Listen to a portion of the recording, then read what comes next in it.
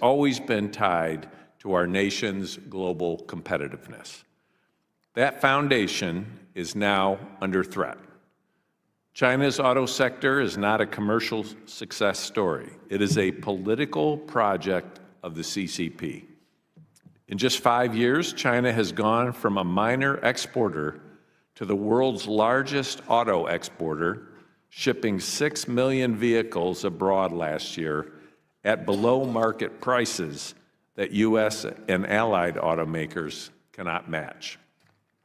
With massive subsidies, control over raw materials and supply chains, and a predatory regulatory regime, Beijing has turned its auto industry into a tool of the state. We've seen this playbook before in steel, shipbuilding, drones, polysilicon, displays, and many other sectors. Each time, subsidized Chinese capacity flooded global markets, bankrupted competitors, and left the United States dependent on China. We cannot allow the same to happen to autos. Some companies have already begun to move in the right direction. General Motors, for example, has taken meaningful steps to diversify its supply chains out of China, reshore critical production, and rebuild American industrial capacity. That kind of leadership shows what's possible when U.S. firms commit to competing on secure, resilient, and American-made foundations. But even when some U.S. companies are taking responsible steps, the national security threat from Chinese-built systems remains even more chilling. Modern vehicles are digital eyes and ears on wheels. They contain cameras, microphones, sensors, and cellular modules that constantly collect data. If those systems are built by Chinese firms subject to Beijing's laws, then every car is a potential spy platform with a kill switch inside. Experts warn that Chinese suppliers are already controlling more than 70% of the global market for the cellular modules that can connect vehicles to networks. That dependency creates 3 risks. First, Beijing could cut off supply in a crisis, leaving American automakers unable to finish vehicles, similar to during COVID when our automakers were unable to get the chips they needed. Second, hidden malware could disable fleets of cars and trucks or turn them into battering rams on wheels. Imagine a Chinese invasion of Taiwan with senior U.S. leaders rushing toward the Pentagon and White House to coordinate a response, only to find the roads blocked as Chinese-made vehicles suddenly stall, veer, or lock their brakes. Third, the massive streams of data generated by cars, from location histories to private conversations, could be siphoned directly to Beijing. So what comes next?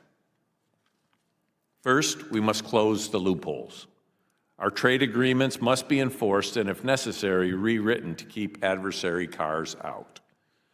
Second, we must codify and expand the Commerce Department's connected vehicle rules, which bar PRC-linked connectivity hardware and software from our roads.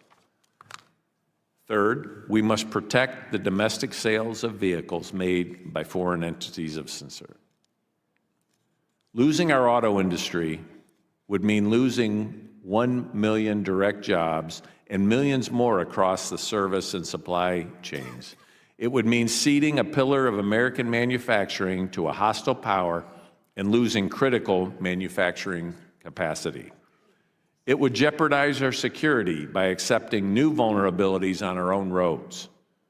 We can avoid that trap and stop the CCP's loaded gun from threatening us if we take decisive action, strengthen our defenses, invest in our own capacity, and set clear rules of the road. I look forward to the test.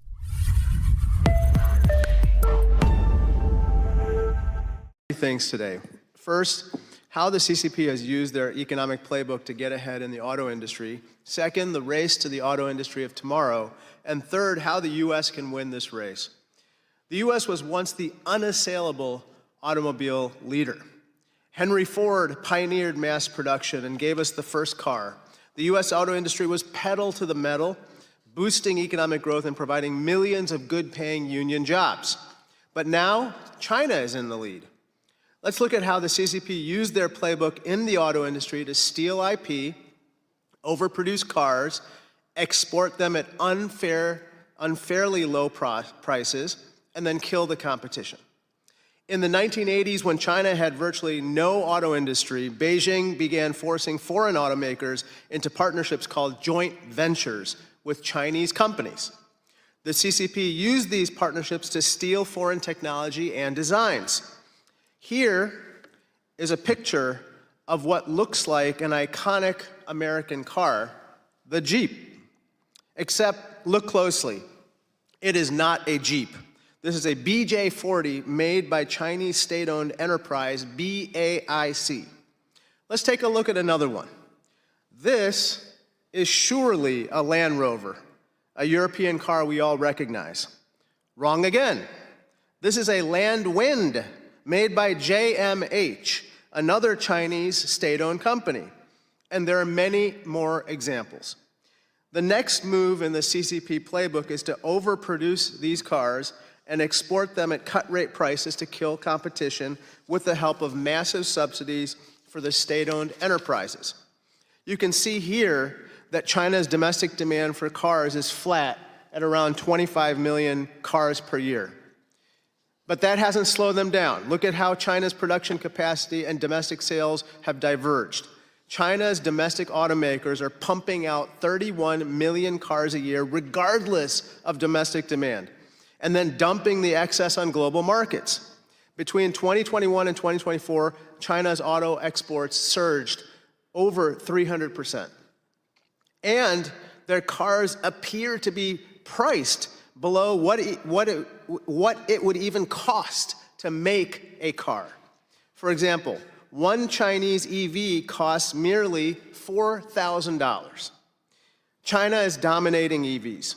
As we can see here, China sold 2/3 of all EVs in 2024, while the US sold just about 10%. 10 years ago, however, China wasn't selling any EVs and the US was dominating the EV market. Why is China dominating now?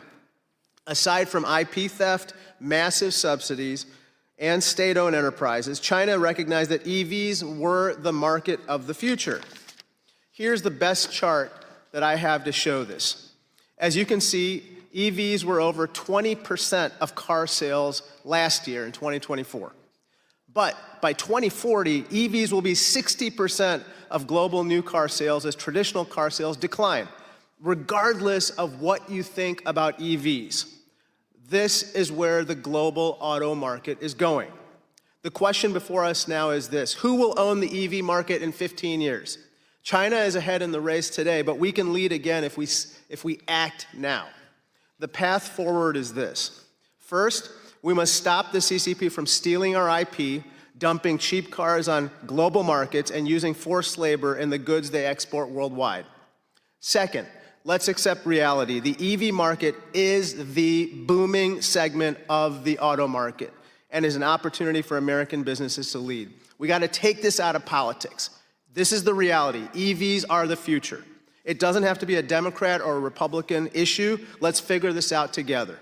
Finally, we need to launch a generational investment in America's workforce. Many Americans worry that AI and robots, like this one, will replace them. As we use these new technologies, we must make sure that robots enhance workers' roles, not replace them. That means upskilling workers to operate AI-driven systems through technical skills training, new career pathways, and better STEM programs in education all the way from kindergarten through 12th grade. Because if we don't address the challenge head-on, we may wake up to find that our auto industry has gone the way of our steel mills, our solar factories, and our shipyards. Namely, we'll be lapped in the race with the CCP.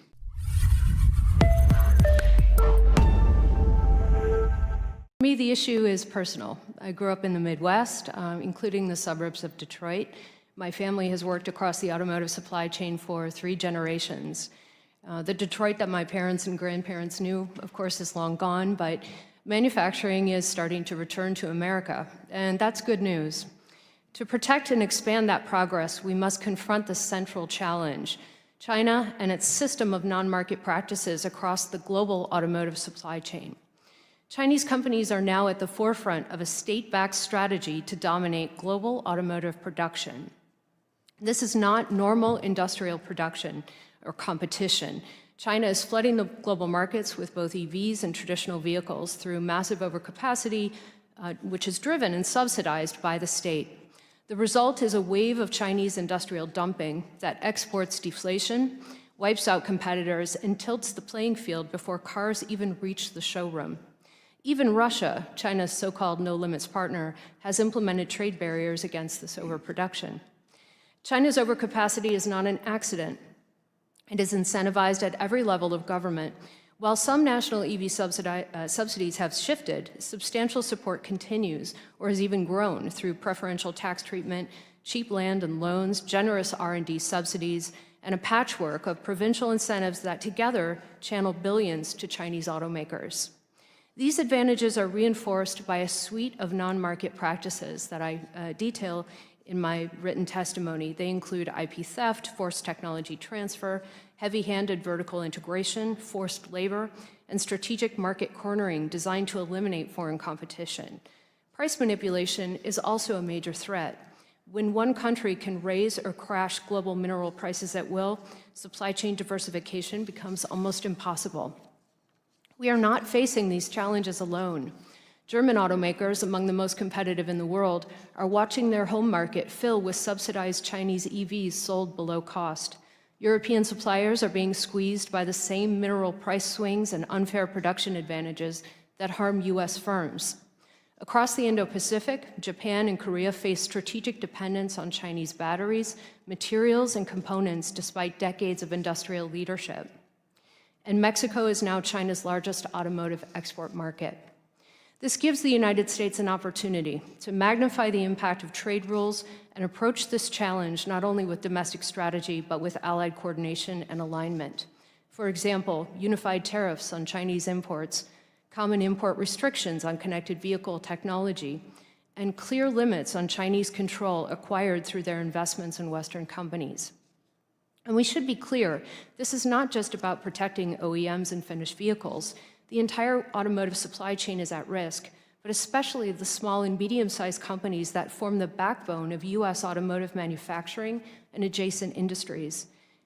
Unfortunately, that's not all. We also need to consider the companies that don't yet exist, the next generation of innovators.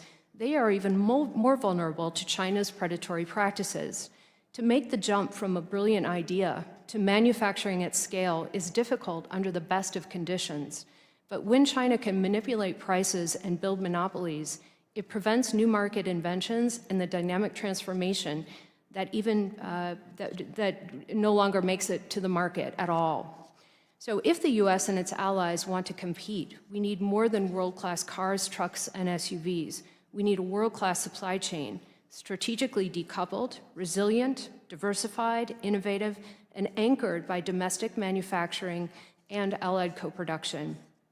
Moreover, we need Congress to reinforce, codify, and expand the use of tools such as the Connected Vehicle Rule, which requires manufacturers selling in the US to examine their components based on whether they are subject to Chinese ownership and control, not only examining the location where the component is made. This is very important.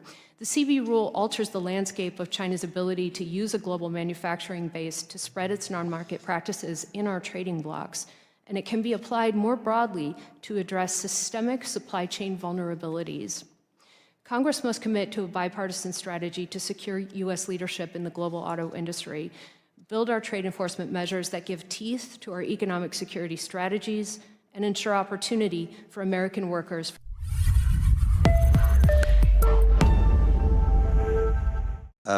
First of all, the Chinese Communist Party sees itself in a war with you and with us. That war is not so much a trade war, it's actually a war between economic systems, and above all, a science and technology war. And I would put 4 elements of that war, of that science and technology war, to the front. Three are obvious, and we know about them: semiconductors, quantum, and AI. But cellular modules is the fourth, and I would argue that it's the most immediate danger. Let me explain why. A cellular module is about the size of a thick credit card. It contains processors, memory, antennae, and it links up through an eSIM to the internet. It's vital for the transmitting of data. Cellular modules control, monitor, and send data in and out of whatever system they're in. And as you rightly said, modern vehicles are basically laptops on wheels. So you should look at the cellular module as the gateway to those systems, if you like, the conductor of the orchestra. And this applies not just to vehicles, but actually to all aspects of your modern economy, whether that's your energy and grid, logistics, manufacturing systems, agricultural machinery, telecommunications. There are over 6 billion connections now through cellular modules globally, and China, as you said, supplies about 70% of those, and is aiming for a monopoly. If it achieves that monopoly, you're absolutely right. One should take very seriously the three threats that you outlined. Dependency. If you think rare earths is a bad dependency to have on China, wait till you're dependent on cellular modules. It's much, much worse. It's broader. You're exactly right also about the ability of China to disrupt or degrade or destroy your systems.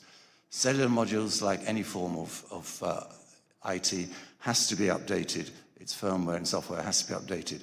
If China has a hand in that, it can send in malware. Turn off your vehicles in the example that you gave, but quite easily it could turn off your cranes or your financial payment terminals or your pipelines or your routers, whatever it is. So why would China fight with America? Why not just turn you off? And thirdly, as you rightly suggest, vast amounts of data, including if you are unwise enough to plug your smartphone into your car, much of the data on your smartphone. But they are, as you rightly said, cars are surveillance platforms. And I want to emphasize that the threat through cellular modules is not just in Chinese manufactured vehicles. If a European or an American or a Japanese car contains a Chinese cellular module, the vulnerabilities that you've stressed still exist. And they even apply to cellular modules which might be made in America or Europe if they are using Chinese technology in a way that makes them untrustworthy. And this is a concept that I think is particularly important. Chinese companies are like a cancer metastasizing. They understand that you're taking measures and will take measures to prevent them. So they're forming American companies, European companies, other companies to get around those. But the basic problem remains if it is Chinese technology that is behind those cellular modules. So the idea of a trusted supplier is vital. I put to the committee a series of, in the written testimony that I've put, some recommendations. But in the idea of a trusted supplier, you certainly have to include the concept that the core technology, the source code, is not Chinese, that the updates are not Chinese, that the servers and the backup servers are not accessible, are not in China, are not accessible by China, and that you have a certification authority that you can really trust.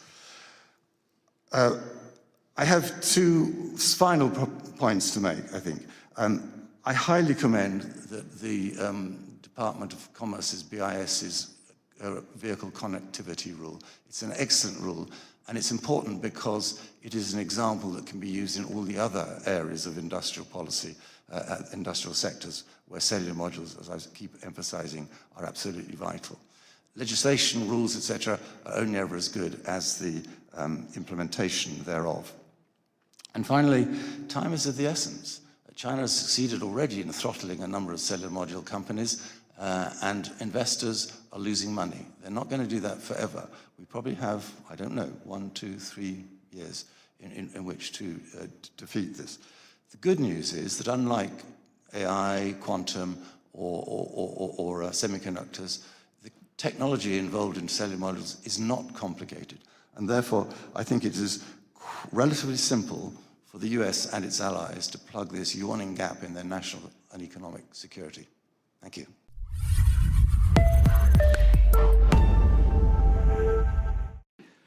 As a third-generation automotive engineer born in Detroit, I understand the central role the automotive industry has played in our nation's history and national security.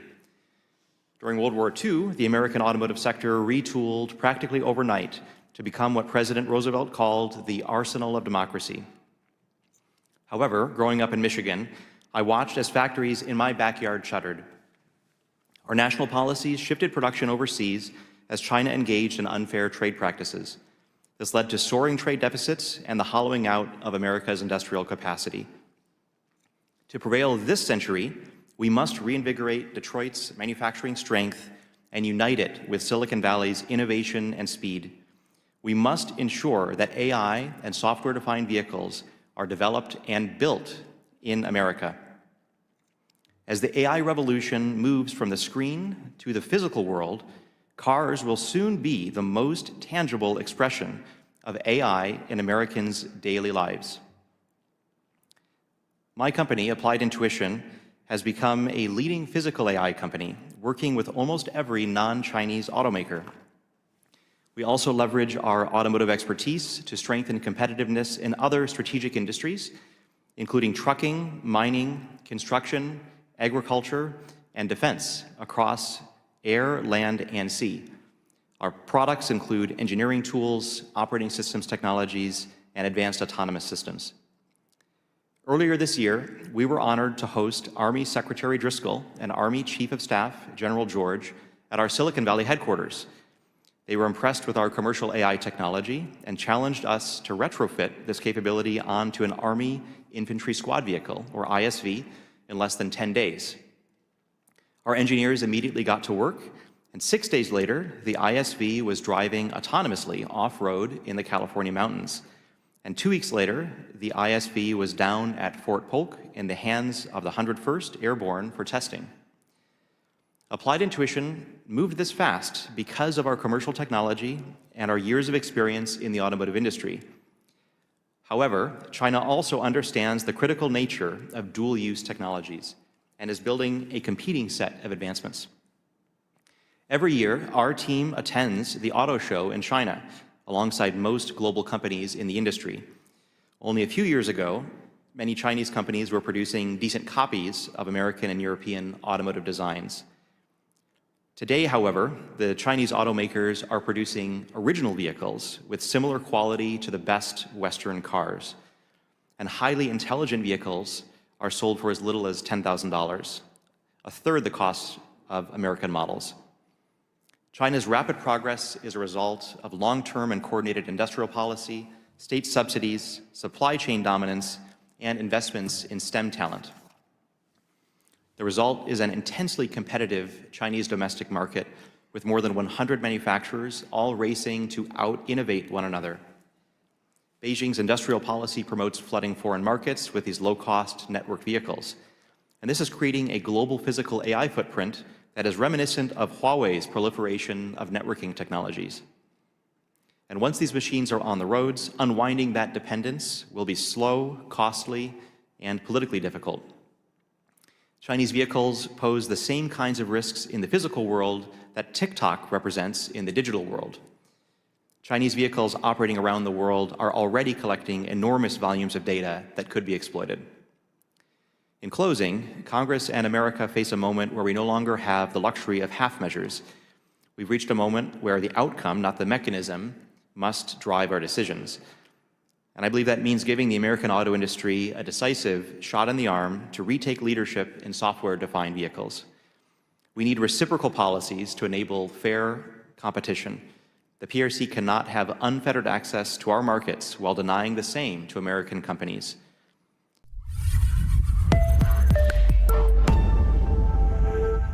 Describe what happens when China targets a strategic industry with subsidies and overcapacity. If Congress fails to act now, where do you see the U.S. auto industry in the next 5 to 10 years? Well, I think we need to understand what the impact will be on the automotive ecosystem. So we've already lost control of some of the critical materials that go into components and parts. That would continue, and then it would move up the chain. We would begin to lose the parts suppliers. So the small and medium-sized entities. We would probably lose the aftermarket in the automotive sector as well, which is already being flooded by Chinese product. And then we would need to look at the impact on related ecosystems. So it's not just about the automotive supply chains, it's about all the adjacent industries that use the same supply chains. So, you know, where we might not see direct competition, if our tariffs are held up and our import restrictions are held, our companies will continue to weaken, and that will make them vulnerable, including to fire sale and the potential acquisition from foreign entities, which could include Chinese entities or others. So, you know, it's really a process of degrading this ecosystem, and once we lose the core components, getting this back will take decades. So there really is an urgent need to think about this as an existential threat, but not only for the automotive industry, but all the other industries that are tied in. Well, I want to just follow up on that just a minute because, you know, we've seen China displacing, you know, steel, solar, shipbuilding, and so many other areas. What kinds of broader manufacturing capabilities would be threatened in America? I guess I'd be worried about companies like Boeing in the aerospace sector, you know, major manufacturers of other types of transport equipment, other types of advanced manufacturing processes that benefit from some of the innovation that comes out of the automotive sector. And you know, losing this, it's a little bit different than what's happened on solar and steel. It's more like what we're facing with shipbuilding, where we're really starting from scratch to try to rebuild something that we lost because of decades of decline. I think that's kind of where it's headed unless we can put some more forceful intervention in place. Thank you. Mr. Pardon, turning to the national security dimension, if Chinese-made vehicles were widely adopted in the United States, how could Beijing exploit or weaponize those platforms in a crisis? Well, I think, Mr. Chairman, in many ways that you've already said. I mean, simply by making those vehicles unable to operate. People often concentrate on cars, but I would point more to trucks and vans, because that's where your logistics is concentrated. You want to get stuff in a crisis to the docks in order to get it shipped out to Guam or whatever. Well, what happens if your trucks don't work? What happens if your cranes don't work? Which also 80% of your cranes have Chinese cellular modules in them. So, you know, the examples could just fit in with yours or the Chinese imagination. It is an extraordinarily serious problem. Thank you. I want to ask all three of you for a simple yes or no answer. Given what you know about China's industrial strategy and the risk to U.S. economic and national security, should the United States consider a federal prohibition on Chinese automobile manufacturers and on suppliers of critical automotive components? Yes or no? Mr. Ledwood? Yes. Yes, I think that's what the connected vehicle rule is aimed at, but it should be reinforced. Okay. Ms. Yes. Dzinski? Okay, thank you very much. I appreciate your insights and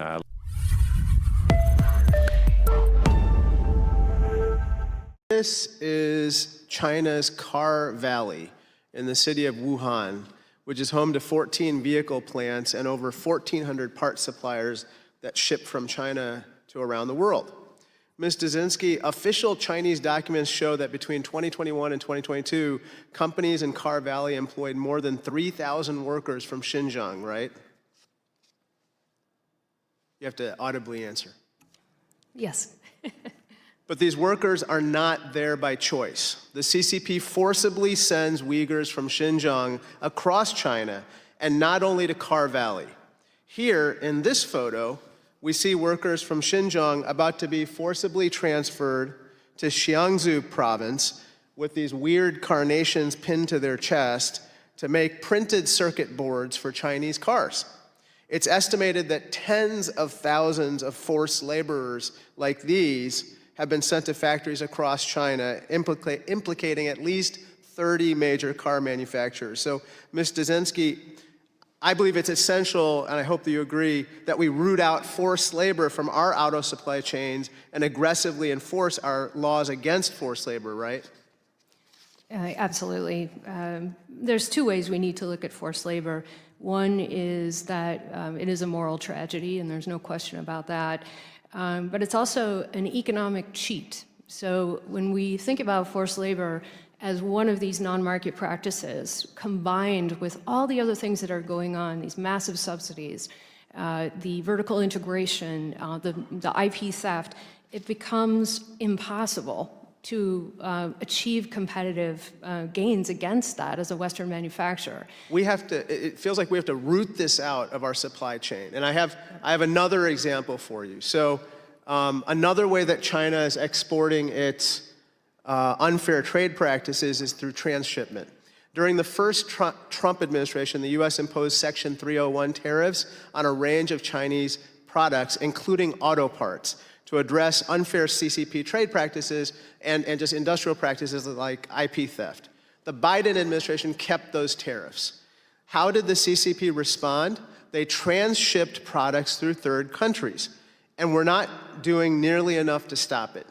This here is a brake hose, and this is a window regulator. This is what allows car windows to go up and down in our cars, and they're inserted in the door panel.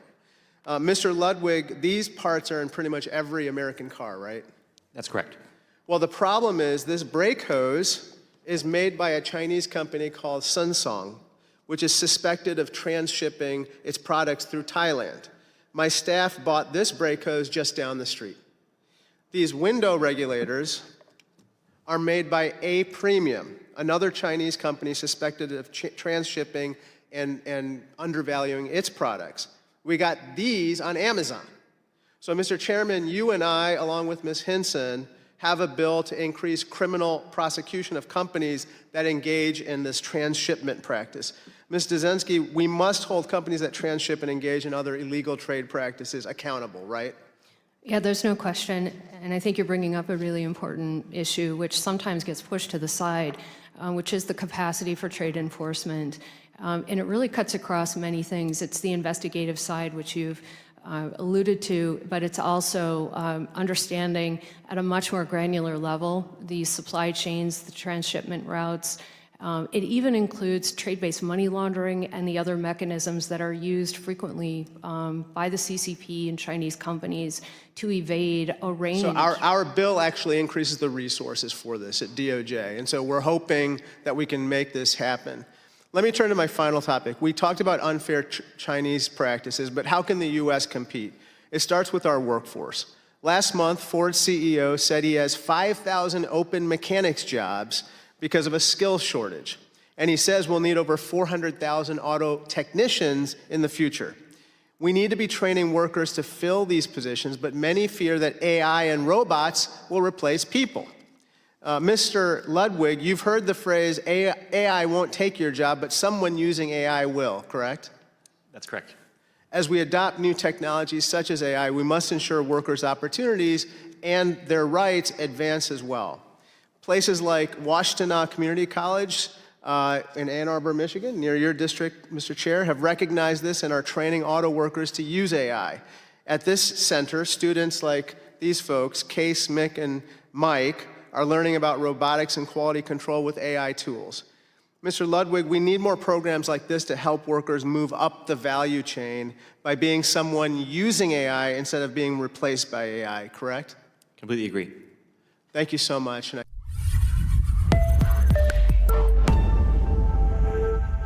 want to talk a little bit more about that undermining and things that are happening literally in our own backyard, things that are gaining traction, including new technologies like self-driving vehicles. And this year, a company called Zoox announced plans to deploy autonomous vehicles in our nation's capital. Imagine why they'd want to be right here in Washington, D.C. Zoox uses Chinese LiDAR from a company called Heisai in these cars. And Heisai, as we know, is a Chinese military company that is listed on the Department of War's 1260H list. And it was the subject of a letter that I led to the head of NASDAQ, the chair, and the CEO about their listing on our exchanges. We want them off of those exchanges if we're going to be funneling American dollars to things that are going to continue to undermine our country.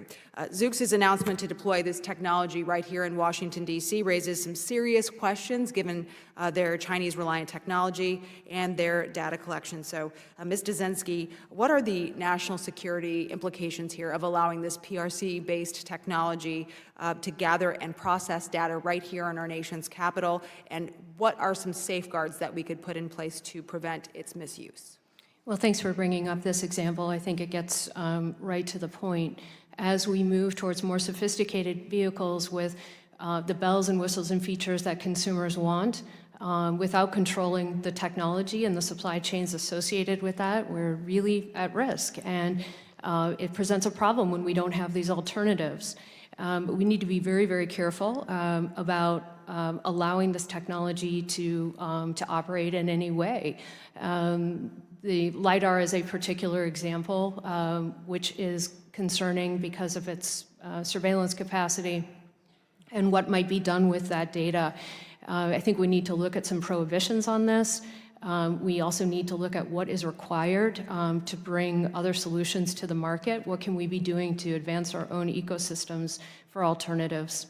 Yeah, that was going to be my next question, is not only how do we keep the bad actors out, but then how do we keep them out of our auto supply chain entirely? Is there any insight that you would have? Just obviously they're in the LiDAR sector, but it goes deeper than that. Well, I think we need to look at what comes out of the connected vehicle rule and what implications that has for pushing decisions in the supply chain in a way that's more aligned with our national security. And by that I mean, how do we incentivize the private sector to either develop alternatives or look for alternatives, because it's simply too much risk to allow these into our country. The other thing we could think about is some sort of national registry, just to get a handle on what Chinese tech is coming into this country. It's something we talked about in the context of TikTok, but could be applied more broadly. I'm not sure we even know the amount of Chinese tech in our markets. So we would need to get a handle on that. Right, we just see American made, but it may include all of those different components that could put us at risk. I do agree we need to be concerned about the vulnerabilities that exist there, because you think about the undeniable risk of the CCP firmware that's inside our cars, our trucks, vans, as you mentioned. In the agriculture sector, big in Iowa, obviously, we've got a lot of that incorporated into our parts, and if they are able to remotely turn on and off these drones that are providing fertilizer to our fields, that's highly concerning as well. We saw that happen with some of the equipment that was stolen with the Russia and Ukraine conflict as well. So, Mr. Parton, I want to touch on something that was in your testimony, a key line that certainly made the hair on my arm stand up. But why would the CCP ever fight the U.S. when it can simply turn off their systems, right? And I think about that risk. So given China's brazen efforts to directly hack into our infrastructure, which they've done successfully, as we know, Operation Volt Typhoon and Salt Typhoon, what could a cybersecurity threat look like if our cars, our trucks, our buses, our train cars that millions of Americans use every single day are targeted and hacked? Well, at a time of tension and war, that means your entire transport and logistics system comes to a halt, with, in effect, and rendering you unable to resist whatever the Chinese are doing. I think it's as simple as that, and that is why the cellular module is absolutely crucial. So this is a safety issue for the American people. Would you agree? I think it's an existential issue as much as going beyond just the idea of safety. If your country is totally vulnerable to the Chinese in that scenario, they've won. Scary thought. Thank you for your time to all.